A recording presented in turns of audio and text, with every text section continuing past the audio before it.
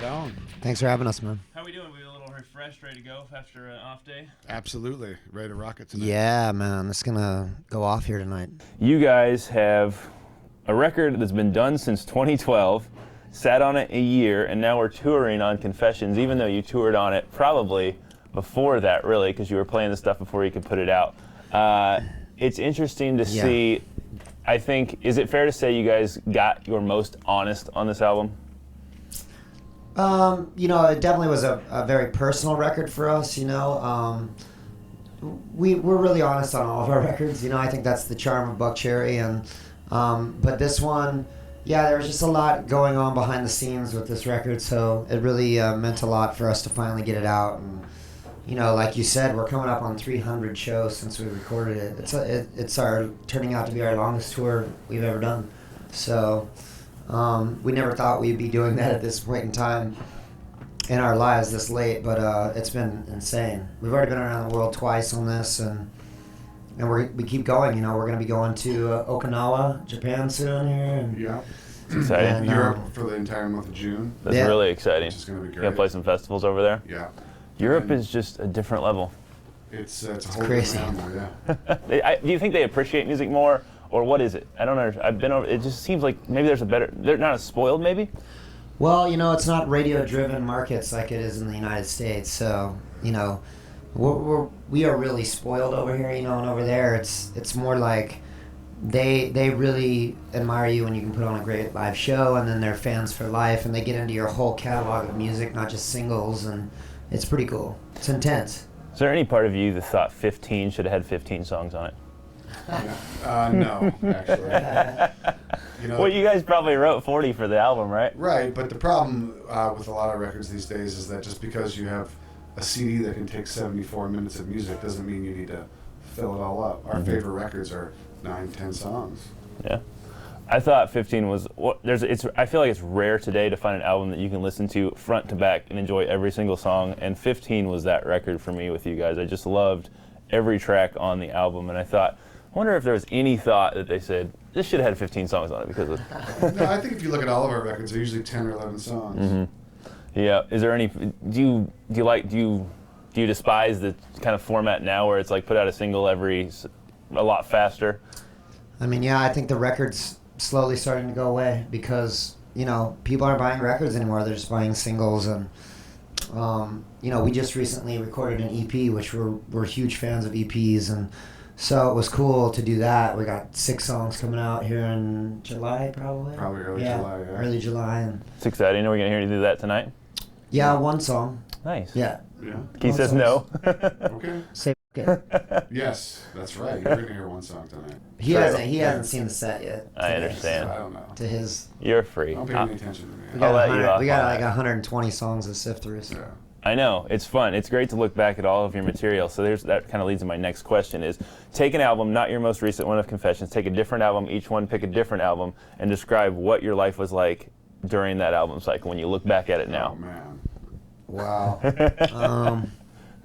I think one of my favorite records to make was Black Butterfly. I really enjoyed that.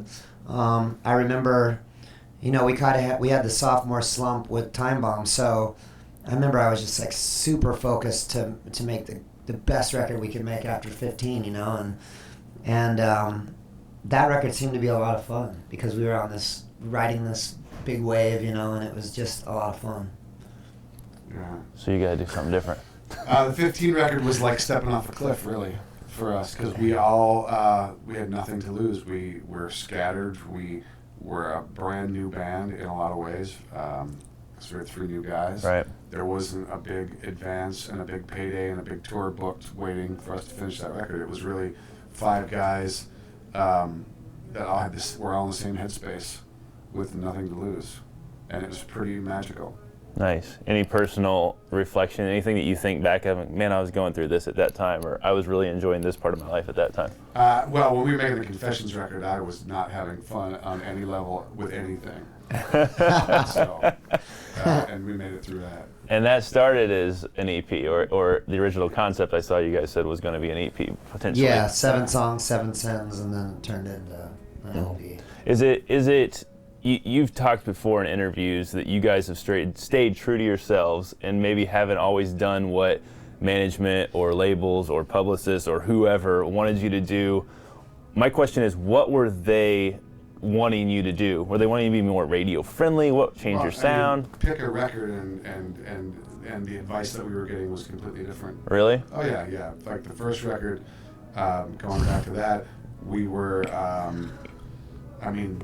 If you think about what was really big at the time, it was Lilith Fair, lesbian acoustic rock.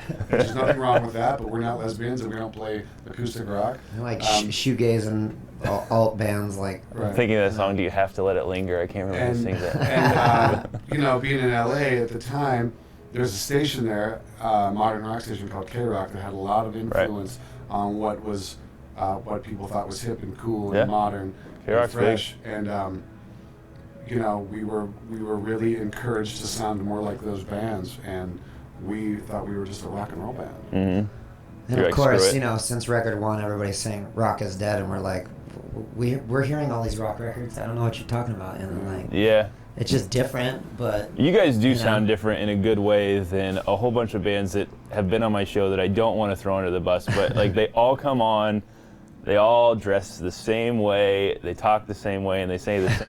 And I'm like, okay, you are clearly being fed by someone that's running your band right now, because it's just like the stock answers. Like you could have brought in the guitar tech and the tour manager, and they would have said the same. They knew that they said everything over and over and over again. Yeah, I don't think you can fault people for wanting to be successful, because I think a lot of us, we grow up and we idolize bands, and then we just want to, we want that.